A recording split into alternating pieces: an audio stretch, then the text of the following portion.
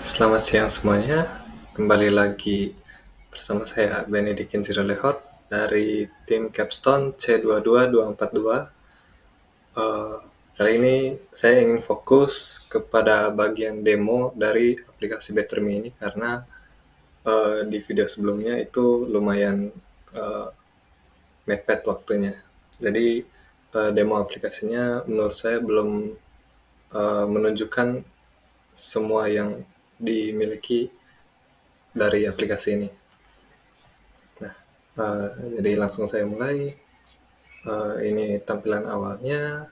Secara singkat, saya ingin lebih fokus membahas di bagian resep list dan juga bookmarknya nanti. Ini saya pindahkan terlebih dahulu. Nah, mengenai resep listnya ini, seperti yang sudah dibahas di video sebelumnya, kita bisa melakukan filtering terhadap resep-resep yang akan ditampilkan. Seperti misalnya kita mencari pasta, maka yang muncul adalah semuanya resep-resep pasta, seperti itu. Nah, selain itu, misalnya kita masukkan kalori yang kita inginkan, misalnya 500. Maka akan muncul resep-resep makanan dengan nama pasta yang jumlah kalorinya itu berkisaran di antara 500.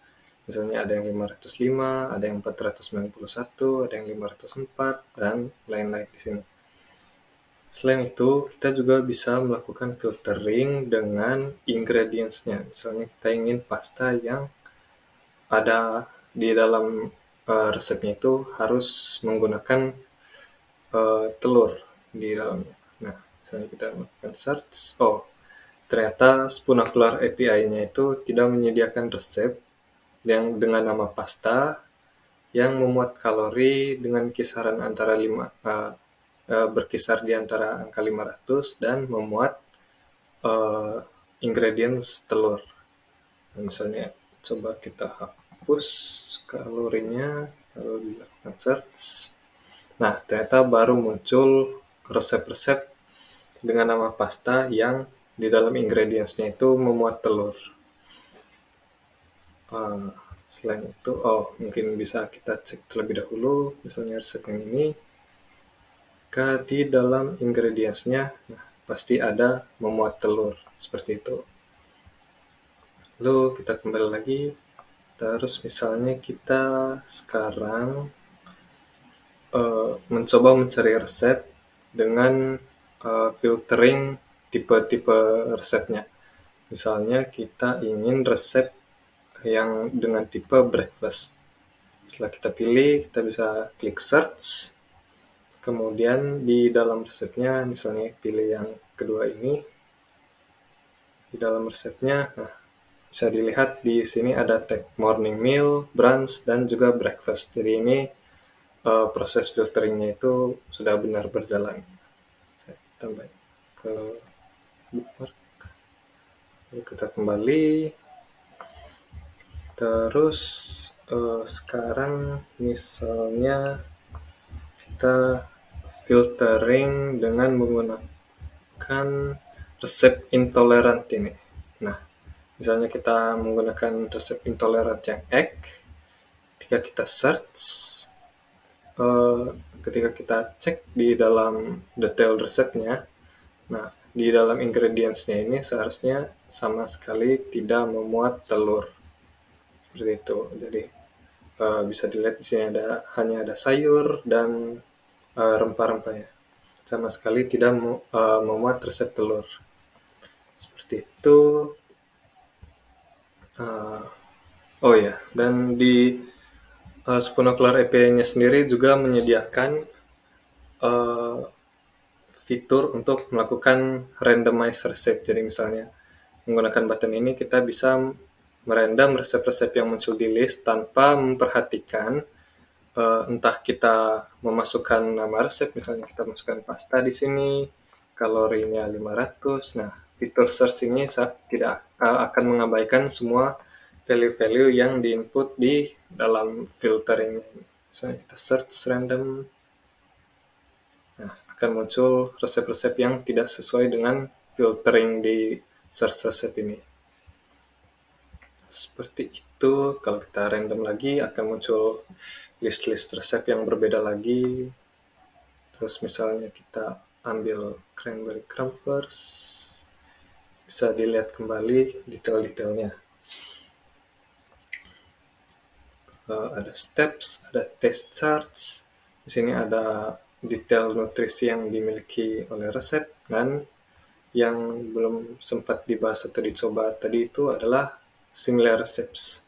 Jadi similar recipes-nya ini akan mengambil data-data dari Spunocular API yang memiliki nama yang mirip dengan detail resep yang sedang kita lihat sekarang. Misalnya ini cranberry crumb bars, maka similar resep yang akan muncul itu cranberry crumb bars lainnya yang mungkin di dalam resepnya itu memiliki sedikit perbedaan nutrisi atau perbedaan rasa, mungkin juga ditulis atau disediakan uh, oleh autor yang berbeda, seperti itu. Misalnya kita buka, jadi ini akan muncul cranberry crumb bars yang berbeda dengan yang sebelumnya, berbeda dengan yang ini.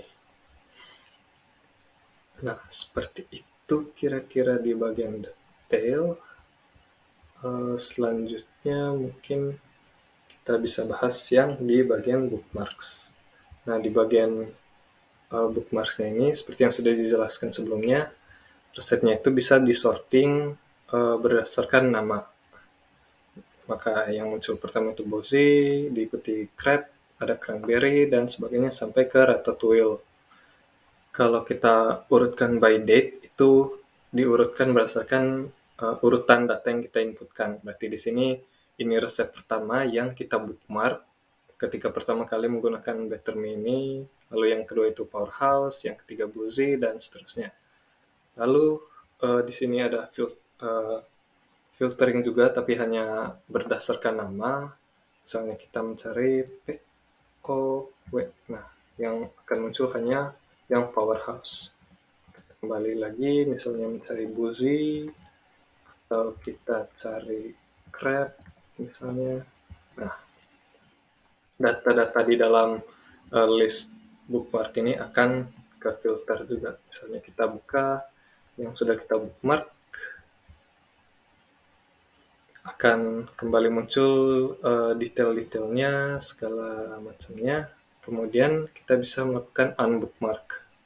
Kemudian kalau kembali ke bookmark page, dia akan hilang dari halaman bookmark. Mungkin itu saja fitur-fitur yang mungkin kurang detail dijelaskan di video sebelumnya, dan salah satu yang bisa dibanggakan mungkin dari aplikasi ini, nggak dibanggakan, adalah dia itu sudah cukup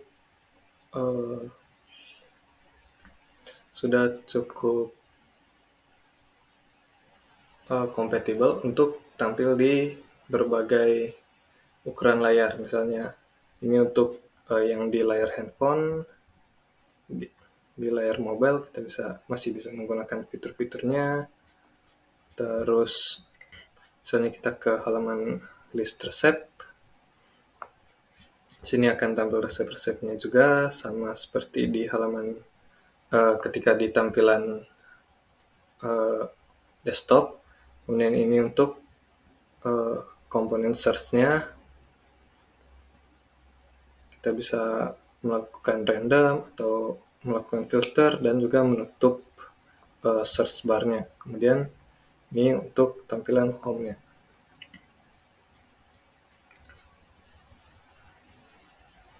Ya, mungkin sekian saja demo project dari aplikasi Better Me ini. Ya, terima kasih.